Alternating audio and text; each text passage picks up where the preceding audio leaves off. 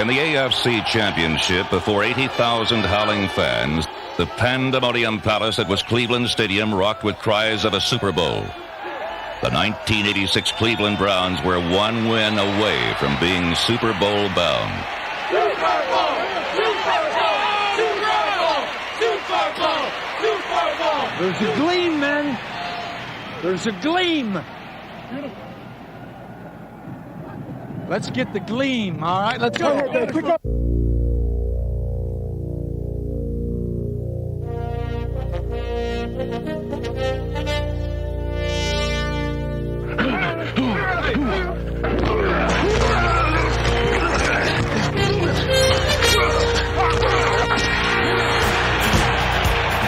For 4 bruising quarters, the Browns and Broncos waged a titanic defensive battle.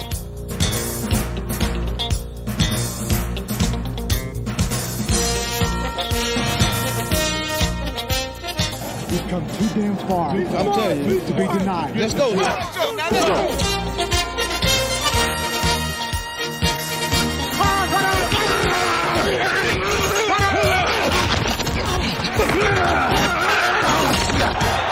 Brennan in motion. Weathers lined up on the right side. Kosar to throw. Swings it out. Fonto has it at the 5. One man to beat. What a boom. The end zone for a touchdown. Herman Fonto pulled the trigger. What a deceptive move for a Brown score. The Cleveland Browns have drawn first blood in front of a capacity crowd here at the stadium. Kosar backpedaling. He's throwing the home run ball for Brennan. Turns one way, turns the other. He's got it. Ball at the 15. 10, 5. Touchdown Brown. Brian Brennan has done it for the 18th time. Everybody standing here at the stadium. And once again, it's Pandemonium Palace at the House of Thrills on Lake Erie. You may have just seen the straw that broke the Broncos' back. We are going to win it. You never know with Elway and company. They've got the great capability of striking quickly. And the Broncos are 98 yards away from where they need to go. They need something out of this drive.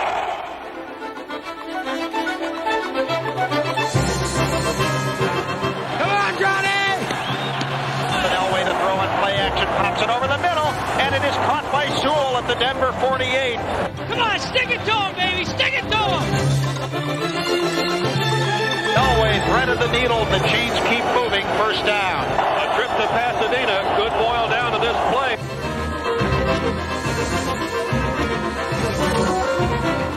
Touchdown!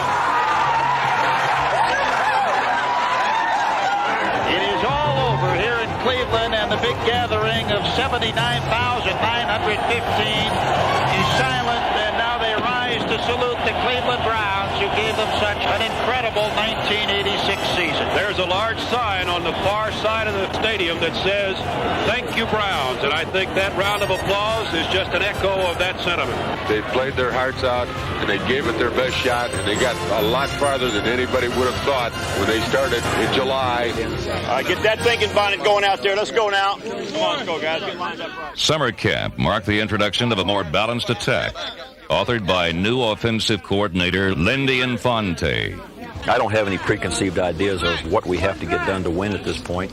Just hope that we can be diverse and everybody can get into the act. Our players on offense are excited about it because there are a lot of built-in options to that pass offense. As Lindy has said, there's enough flexibility for a receiver that if he doesn't get open, he can't blame it on the system. It's probably that he's not good enough.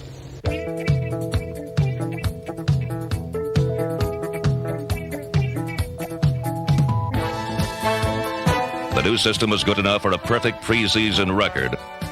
At an opening day flurry of points in Chicago that threw a huge scare into the defending champion Bears.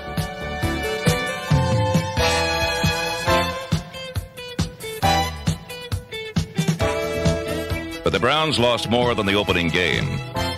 Here began a casualty list that looked like a script from St. Elsewhere.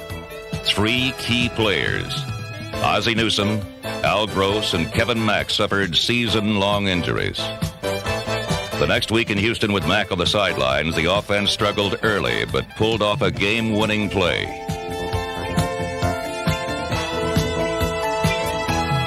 Kosar throwing deep over the middle for Langhorne. He's open. Got the ball. 20, 15, 10, 5. Touchdown Browns! Bernie Kozar with an excellent throw to Reggie Langhorne. He hit him in mid-stride with a perfect deep ball. Against the Oilers, Kozar and company accounted for the team's first victory of the season. Against the Steelers, they got the most welcome, winning in Three River Stadium for the first time in 17 years. The method was the new air attack. The weapons were Bernie Kozar and first-year starting receivers Reggie Langhorne and Webster Slaughter.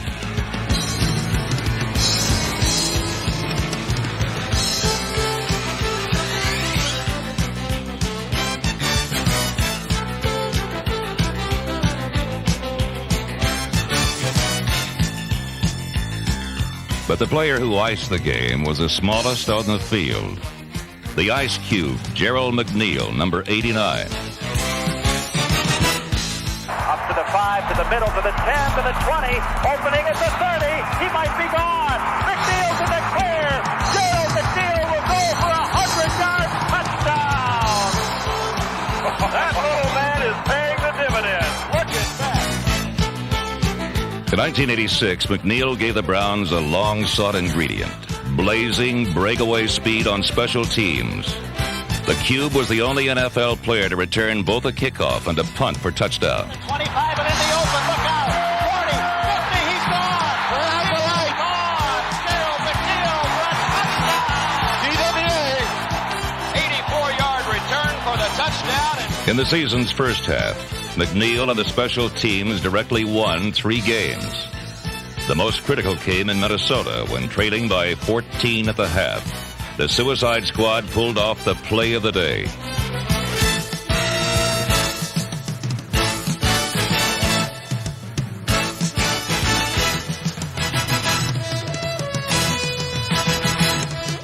Offensively, Curtis Dickey ran for over 100 yards as Cleveland's 20-point second-half explosion won a game that was called the biggest of the season by Marty Schottenheimer. It emphasized a characteristic of his team, the ability of one element to take up slack for another. While the ground game and special teams defeated the Vikings, defense smothered the Chiefs. In the finest showing in 13 years, KC was limited to only 43 yards rushing, 83 yards passing as the Browns romped on a Sunday afternoon at the lakefront.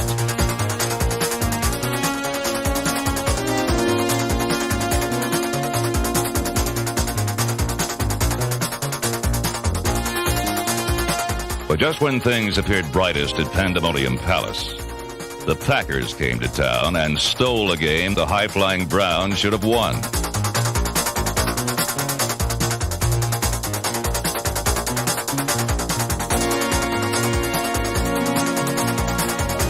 The loss was even more painful because Ernest Biner was lost for the season. His departure combined with Kevin Mack's injuries sabotaged the ground game. But in the season's second half, which began in the Hoosier Dome, the air attack rode to the rescue.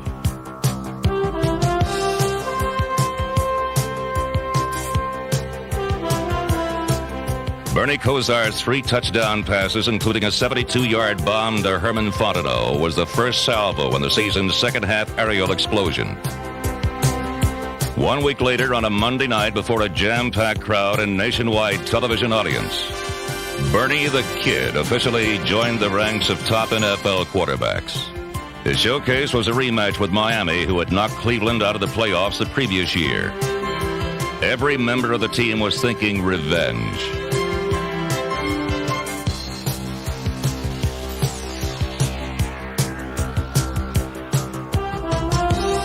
On this November evening, Schottenheimer turned his young quarterback loose for the first time in his brief pro career, and Kozar's vast potential was transformed into spectacular performance. Over 400 passing yards against the Dolphin defense.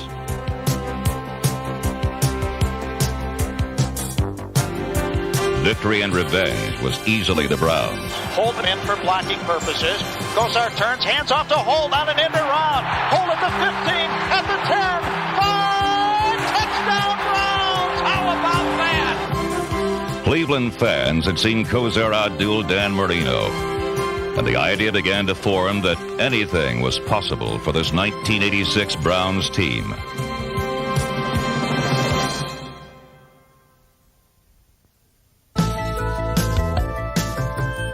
At home against the Steelers, Kozar celebrated his birthday with the second-best passing day in Cleveland history. Behind flawless protection from his offensive line, the birthday boy pierced the steel curtain 28 times for a whopping 414 yards.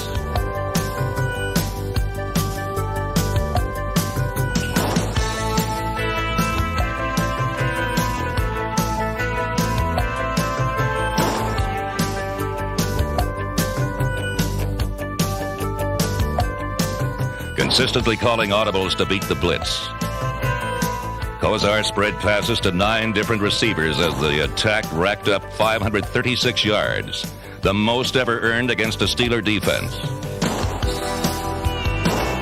Despite the onslaught, at the end of 4 quarters, the game was tied at 31 and plunged into sudden death. Boy, those of you with heart pacemakers, get the batteries recharged right now. Cardiac kids are back.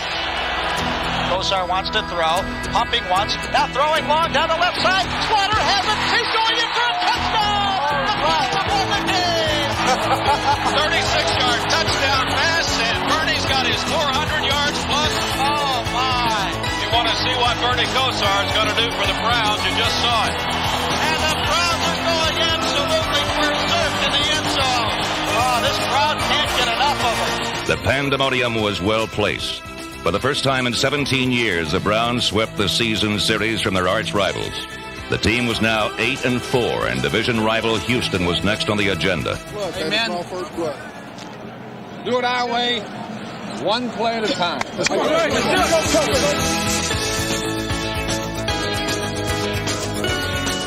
Kozar being blitzed, fires, Brennan got the ball and breaks away at the 10, 5, touchdown Browns, Brian Brennan does it again.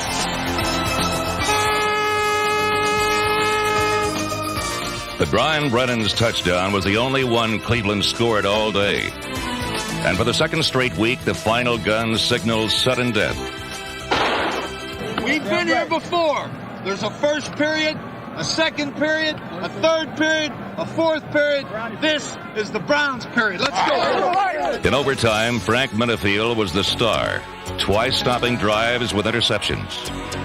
His pair in sudden death were a league first and just 2 of 6 thefts by the Browns defense.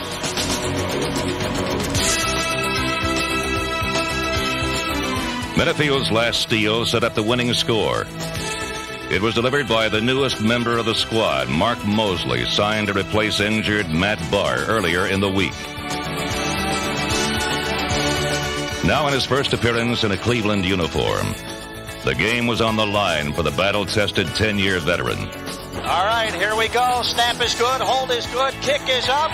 It is good. Game, set, and match. Cleveland Browns 13-10. Mark Mosley has done it. Welcome to Cleveland, Mark Mosley. You just found 44 new teammates. You've got to expect to get things done, and that's what's happened with our football team this year. Our football team is expecting to win close ball games, and when we had to, we got it done. Winners of 2 straight overtimes and 6 of their last 7. The team traveled to Cincinnati for a game that would decide the division title. These guys brought their champagne to our stadium, fellas. No way, man. We're going to drink it. All right, now listen to me. It hasn't changed. Toughness, persistence produces championships. Bernie Kozar has them set to go. First down, Kozar turns, fakes a handoff. He wants to throw, pumps once. Going deep downfield for Langhorne. Caught the ball at the 25, down to the 10, the 5, the 1-yard line. The Browns burn Cincinnati on the bomb on the very first play. Kozar, the artist of the unorthodox, was flawless. No sacks, no interceptions, just countless big plays. Kozar fakes a handoff to Dickey, going to throw, wants all of it, deep down the left side. Slaughter open, 5, 4, 3, 2, 1, touchdown Browns!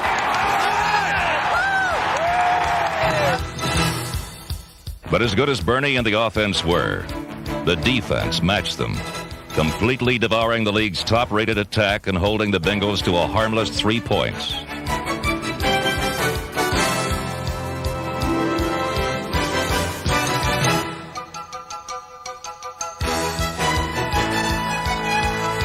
With a lopsided 34-3 triumph, The Cleveland Browns were winners of the AFC Central Division title for the second consecutive year and established themselves as legitimate Super Bowl contenders. And the Browns are the AFC Central Division champions for the second year in a row. No apologies or excuses have to be extended. The Browns have blown out the Cincinnati Bengals 34-3.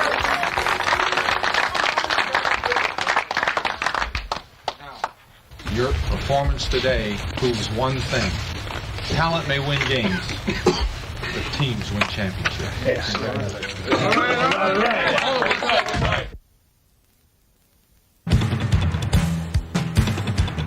In Week 16, Cleveland hosted San Diego in the regular season finale. In some ways, this was the team's most impressive game. For despite having won their division and clinched home field advantage, they went out and simply dismantled an improving Chargers team. This was the attack operating at its peak as Cleveland won its 12th, best in its history, best in the entire AFC. Here's a handoff to Fontenot, and he wants to throw.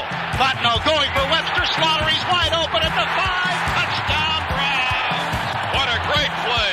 When you have the AFC Division Championship wrapped up, you can bring the gadgets and the razzle-dazzle out of the playbook and make it fun to play today. Kosar to throw, chased out of the pocket. Throwing deep for Brian Brennan, open at the 10. Caught the ball, and down he goes at the 5. Gets back up, goes into the end zone for a touchdown. Brian Brennan kept his presence of mind. Now the Browns are being saluted here as the clock winds down on the final play of the regular season. And the Browns secondary exchanges high fives on a victory lap in front of the bleachers. The Cleveland Browns have put the lid on a magnificent regular season with a record of 12-4 as they bounce the San Diego Chargers here in the regular season finale, 47-17. We expected to win this game today. The whole team had confidence, and it's time to move forward from here now. We still haven't accomplished our goal yet. Bernie, tell him to get off and move that stack. Kosar dropping back, under pressure, throws, going deep for Weathers. Weathers got the ball at the 30, down to the 20-yard line. You will not see a better throw than Bernie Kosar put on that ball. In his first full year as starter, Kosar came of age with one of the greatest seasons in the history of the franchise. Close to 4,000 yards, yet the lowest interception rate in the entire league. His accomplishments are even more remarkable considering the team's twin 1,000-yard runners, Ernest Biner and Kevin Mack, spent more time on the bench than in the backfield. They played together nearly 7 quarters all season. The preseason injury to Gary Danielson rushed Kosar into the role of starter. But from game one, he displayed a veteran's skill to read and react to the blitz. And with his strong right arm, established himself as one of the best deep throwers in the NFL.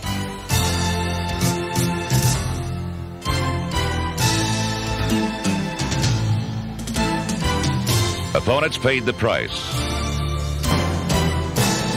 But no one was more impressed than Bernie's offensive teammates. You can see improvement on Bernie every day. He's confident, he's cool, and he understands what Lindy is asking of him. You see the maturity right away, the calmness in the huddle that he has, the better awareness that he has. He's bigger, he's stronger, and I think he's just playing much, much better. He's tall, which is another good thing. When you look back, running this route, and you can see the quarterback almost at all times. His looks are deceiving. He doesn't look like the aggressive type of quarterback. He doesn't look like, the big leader on the field. But when he's out there, he's definitely aggressive, and he does what he wants to do and usually gets it done. Toughness after getting hit, a feel for a coverage, when to throw it in between, when to come off. All the qualities that may take 5 or 6 years for a quarterback to acquire, Bernie seems to have brought with him from Miami, and it's going to take him a very long way. They got confidence in you. You've been growing in stature every week. Thank you. I just feel good leading this team. Reliable Ozzie Newsome hasn't missed a game since 10th grade. Last year, despite lingering injuries, he provided needed leadership for the youngest group of receivers in the league. McNeil, Slaughter, and Langhorne are so young that at 24, Brian Brennan is the senior member. The Browns' new attack often employed 3, even 4 wideouts.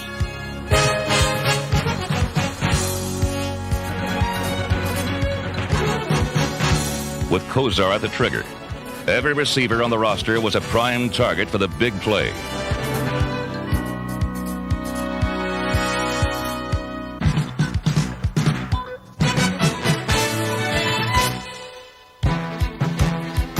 The turning point of several games was provided by the best special teams in the NFL. A powerful force capable of carrying the club. The kicking game was solid at both ends, from punting and place kicking to return coverage. But in '86, Cleveland added the big play to its special team repertoire. 2 TD returns and a pair of blocked punts for scores. Browns would love to get some heat on Hayes right here. They're coming, and it's blocked by Felix Wright. Frank Minifield falls on it for a touchdown. Big play performance was also a goal of the defense, according to safety Al Gross. To win in this league, you're going to have to create turnovers and make the big play. That's one of our focuses this year is to play the solid defense, but also go that little extra step and make the big play. Cleveland achieved that goal, and creating turnovers became so contagious the Browns ranked near the top in that critical category.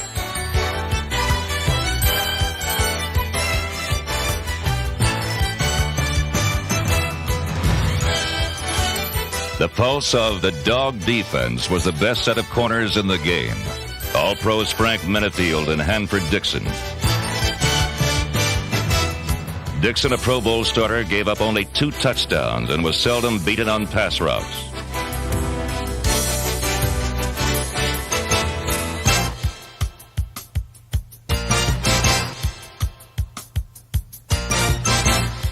Dixon's fellow All-Pro Frank Minifield is a tiny terror who loves to throw his muscular body at much larger men. Number 31 approached his opponent like a cocky young gunslinger who knows he can back up his brag. Mighty Minnie used his pogo stick legs to outleap the best receivers in the game.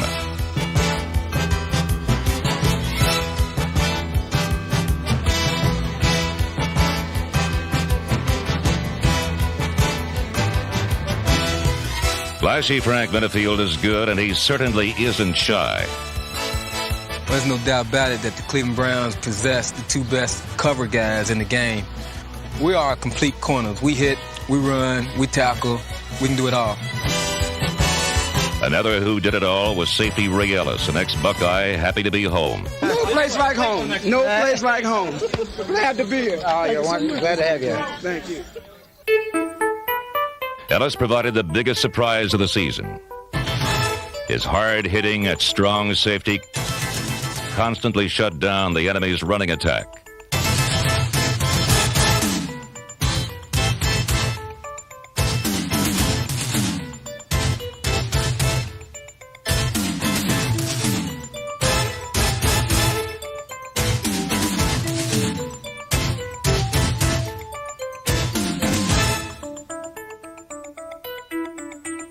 Ray Ellis was a prime reason the Browns made the postseason playoffs.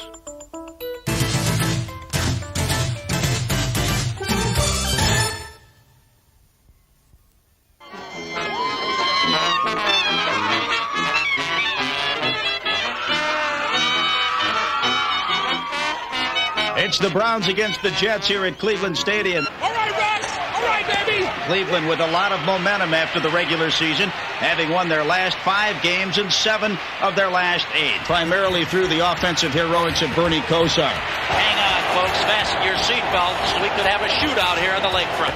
1st and 10 from the Jets 37. Fake handoff, fake reverse. Kosar going to throw deep down the right side. Fontenot wide open at the 10. 5. Touchdown, Browns. Amidst the playoff pandemonium, Bernie Kosar was in complete control. The youngster scaled new heights in the NFL record book. 33 of 64 for 489 yards.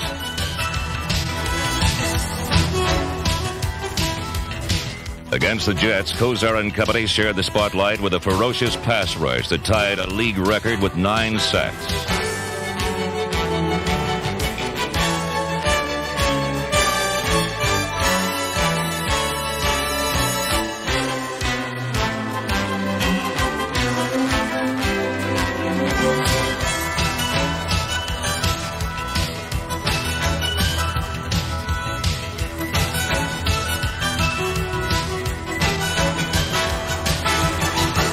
But a Super Bowl sign surfaced. It appeared the Browns' heroics would be wasted. For the Jets staged a comeback.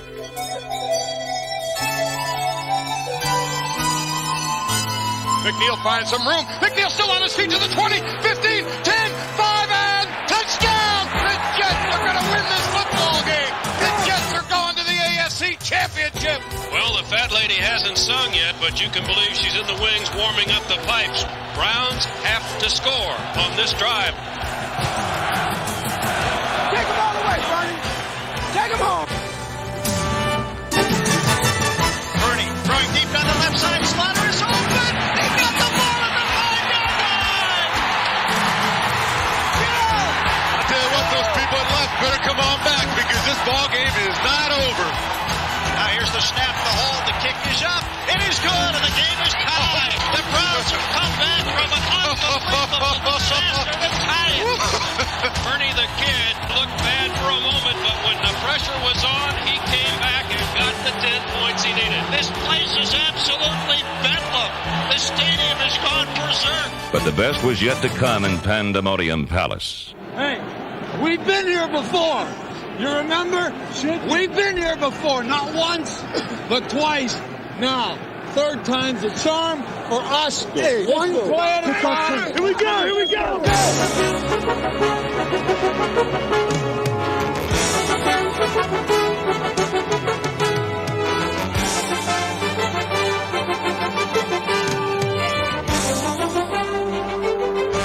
By stuffing New York on 3 straight series, Cleveland's defense dominated double overtime. Their clutch performance set up the winning score. We are going to win. We are going to win. Here we go. 37-yard attempt. The kick is up. It is good. The Browns have won the game. The Browns have won the game in double overtime, and the stadium has gone berserk. Thank you. Oh, yeah. Super Bowl. A young quarterback today threw for 489 yards to bring his team back in the final 3 minutes of regulation play, and the Browns will play for the AFC Championship, folks. The stadium is pandemonium here. Cleveland Municipal Stadium has never seen a sight like this in its storied tradition. A double overtime 23-20 Browns victory. Here we go, Brownies. Here we go. Here we go, Brownies. Here we go. Here we go, Brownies. Here we go. Here we go, Brownies. Here we go. Here we go, Brownies. Here we go. The guy that signs the paycheck's got something. The old timers here, I guess it's Clay and Ozzie. No, I don't make many locker room talks. But other than perhaps the 1964 championship upset victory over Baltimore, this team today made me the proudest of my entire career.